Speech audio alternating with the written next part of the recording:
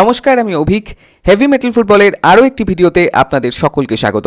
আশা করি সকলেই খুব ভালো আছেন এবং সুস্থ আছেন। তো আইএসএল অধ্যায় পরবর্তীতে আপাতত এফসি চ্যালেঞ্জ লিগেই নজর লাল হলুদ যোদ্ধাদের। ঘরের মাঠেই আগামীকাল তুর্কমেনিস্তানের দল এফসি আরকাদাগের মোকাবিলা করতেই আপাতত চূড়ান্ত প্রস্তুতি সারছেন অস্কার ব্রুজর ছাত্ররা। উল্লেখ্য, চোটের কবলে থাকায় এদিন রক্ষণের অতি গুরুত্বপূর্ণ সদস্য আনোয়ার আলীকে হাতে পাবেন না ইস্টবেঙ্গল থিঙ্ক ট্যাঙ্ক।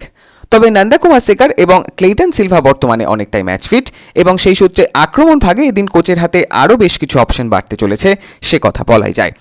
অপরদিকে এফসি আরকাদাগো ইতিমধ্যেই কলকাতায় পৌঁছে গিয়েছে এবং তুর্কমেনিস্তানের চ্যাম্পিয়ন দলের বিরুদ্ধে এদিন যে কড়া চ্যালেঞ্জেরই সম্মুখীন হতে হবে রেড অ্যান্ড গোল্ড ওয়ারিয়ারদের, সে কথা না বললেই নয়। এই ম্যাচের প্রসঙ্গে বিস্তারিত আলোচনায় তো আসবই।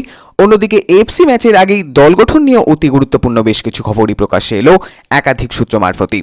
এর মধ্যে প্রশিক্ষক অস্কার ব্রুজর চুক্তি বৃদ্ধির বিষয়টি যেমন রয়েছে, তেমনি বিদেশি বদলের প্রসঙ্গেও একাধিক বড়সড় সিদ্ধান্তই নিতে চলেছেন ইমামি ইস্টবেঙ্গল রিক্রুটাররা।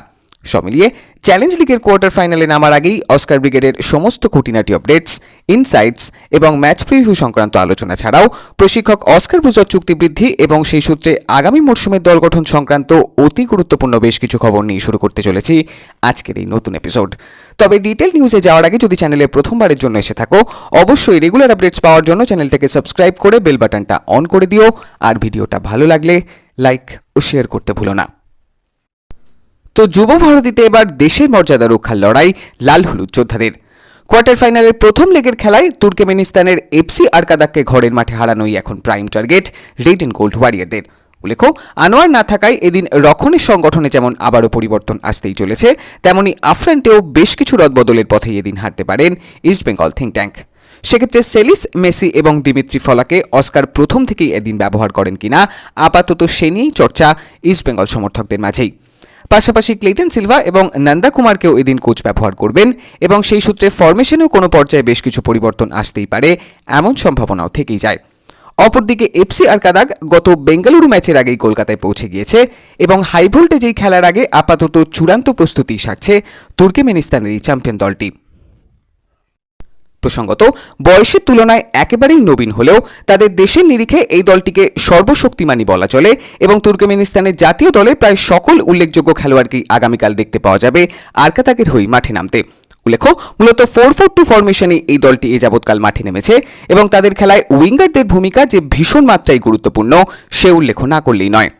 সেক্ষেত্রে ইস্ট বেঙ্গলের সাইড ব্যাক পজিশনের ফুটবলারদের আগামীকাল যে যথেষ্টই ব্যস্ত থাকতে হবে, এমন সম্ভাবনাই প্রবল। উল্লেখ্য, আরকাদাগের ক্যাপ্টেন তথা রাইট উইঙ্গার মুরাদ আমানভ এই দলের মূল চালিকা শক্তি এবং মূলত রাইট চ্যানেল দিয়েই বারংবারই আক্রমণে ওঠে তুর্কমেনিস্তানের এই দলটি। তবে ডিফেন্সিভ সংগঠনে আরকাদাগ কিছুটা হলে অবিন্যস্ত এবং সুযোগের সদ্ব্যবহার হলে তাদের বিরুদ্ধে আর্লি লিড পাওয়াও যে অসম্ভব কোনো ঘটনা নয়, সে কথা বলতেই হয়।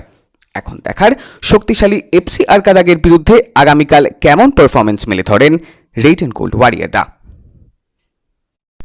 এবার এক নজরে দেখে নেওয়া যাক এদিন আরকাদাগের বিরুদ্ধে কেমন হতে পারে লাল হলুদ ব্রিগেডের প্রথম একাদশ। তো গত বেশ কয়েকটি ম্যাচের পারফরমেন্সকে জারি রেখেই আরকাদাগের বিরুদ্ধে অতি মূল্যবান জয় তুলে নিতেই মরিয়া ইস্টবেঙ্গল ফুটবলাররা। উল্লেখ্য, প্রতিপক্ষ বিদেশি শূন্য হলেও এদিন স্কোয়াডে নিজেদের 6 বিদেশিকেই ব্যবহার করবেন লাল হলুদ প্রশিক্ষক অস্কার ব্রুজর। সেক্ষেত্রে গোলপোস্টের নিচে নির্ভরযোগ্য প্রভসুকান সিং গিলের সাথেই সেন্টার ব্যাক জুটিতে হেক্টর ইউসদের সাথেই প্রথম একাদশে দেখতে পাওয়া যাবে লাল চুন্নুঙ্গাকেই। সেই সাথেই লেফট ব্যাকে প্রভাত লাকড়া এবং রাইট ব্যাকে মোহাম্মদ জাকিবকেই অস্কার এদিন ব্যবহার করতে পারেন আরকাদাগের প্রান্তিক আক্রমণকে রোখার জন্যই। তবে রাইট ব্যাকে নন্দাকেও এদিন ব্যবহার করা হতে পারে রাইট চ্যানেলকে আরও গতিশীল করার জন্য। অন্যদিকে মিডফিল্ডের সংগঠনে এদিনও দলের দুই অভিজ্ঞ সদস্য সাউল ক্রেসপো এবং সৌভিক চক্রবর্তীকেই প্রথম থেকে ব্যবহার করবে লাল হলুদ শিবির। সেই সাথেই রাইট চ্যানেলে নাওরেম মাহেশ এবং লেফট উইংয়ে রিচার্ড সেলিসকেই এদিন অস্কার ব্যবহার করতে পারেন আরকাদাগের বিরুদ্ধে স্টার্টিং 11-এই। সেক্ষেত্রে একেবারে আফ্রান্টে মেসি বাউলি এবং দেমিত্রিস দামান্তাকসের জুটির ওপরই এদিনও আরকাদাগের ডিফেন্স ভাঙার দায়িত্ব থাকবে এবং গত দিনের হতাশা ভুলে দিমি নিশ্চিতভাবেই চাইবেন নিজের নামের প্রতি এদিন সুবিচার করতেই। প্রসঙ্গত, মূলত 4-4-2 ফরমেশনে এদিনও প্রথম একাদশ সাজানো হতে পারে এবং সেক্ষেত্রে দ্বিতীয়ার্ধে David Lalhlansanga, PV Vishnu, Clayton Silva, Nanda Kumar Sekar অথবা নিশু কুমারদের পরিস্থিতি অনুযায়ী ব্যবহারের সুযোগ থাকবে প্রশিক্ষক অস্কার ব্রুজর হাতে। এখন দেখার এফসি আরকাদাগের বিরুদ্ধে চ্যালেঞ্জ লিগের কোয়ার্টার ফাইনালে আগামীকাল জয় হাসিল করতে পারেন কিনা লাল হলুদ যোদ্ধারা। ফাইনালি এবার আসি প্রশিক্ষক অস্কার ব্রুজার চুক্তি বৃদ্ধি এবং সেই সাথে আগামী মরশুমের দল গঠন সংক্রান্ত অতি গুরুত্বপূর্ণ বেশ কিছু আলোচনায়। তো এএফসি ম্যাচের আগেই প্রকাশ্যে এলো বহু প্রতীক্ষিত সেই সুখবরই। লাল হলুদ শিবিরের চুক্তি বৃদ্ধির প্রস্তাবে শেষমেশ সম্মতি জানিয়েই দিলেন দলের বর্তমান প্রশিক্ষক অস্কার ব্রুজা। আপাতত 1 বছরের জন্যই তার কন্ট্রাক্ট এক্সটেন্ড হচ্ছে এবং পারফরমেন্স আশানুরূপ হলে আরও 1 বছর চুক্তি বৃদ্ধির অপশনও থাকতে চলেছে তার নতুন কন্ট্রাক্টেই। উল্লেখ্য, মাঝ মরশুমে অস্কার হাল ধরার পর থেকেই ক্রমাগতই উন্নতির দিকে এগিয়েছে ইস্টবেঙ্গল ফুটবলারদের পারফরমেন্স গ্রাফ। সেক্ষেত্রে অস্কারের চুক্তি বৃদ্ধি আগামী মরশুমের জন্য যেমন ভীষণই ইতিবাচক, তেমনি দলের সম্পূর্ণ রাশু নিজের হাতেই রাখতে মরিয়া বিদগ্ধ স্প্যানিশ প্রশিক্ষক। এক্ষেত্রে দলের বিদেশি স্কোয়াডে যেমন একাধিক পরিবর্তন আসন্নই, তেমনি ভারতীয় শিবির বেছে নেওয়ার ক্ষেত্রেও বেশ কিছু রদবদলি ম্যানেজমেন্টের কাছে চেয়েছেন 47 বছর বয়সী অভিজ্ঞ প্রশিক্ষক। সেই সাথেই কোচিং স্টাফেদেরও আগামী মরশুমে পরিবর্তন করা হবে এবং এক্ষেত্রে অস্কারের উপরই পূর্ণ দায়িত্ব থাকছে সম্পূর্ণ বিষয়টি ম্যানেজ করার ক্ষেত্রেই। অন্যদিকে দুই বিদেশি ফুটবলার সাউল ক্রেসপো এবং দেমেত্রিস দামান্তাকস ইতিমধ্যেই চুক্তিবদ্ধ এবং তাদেরকে আগামী মরশুমের পরিকল্পনায় রেখেই দল সাজাতে চলেছে লাল হলুদ ম্যানেজমেন্ট।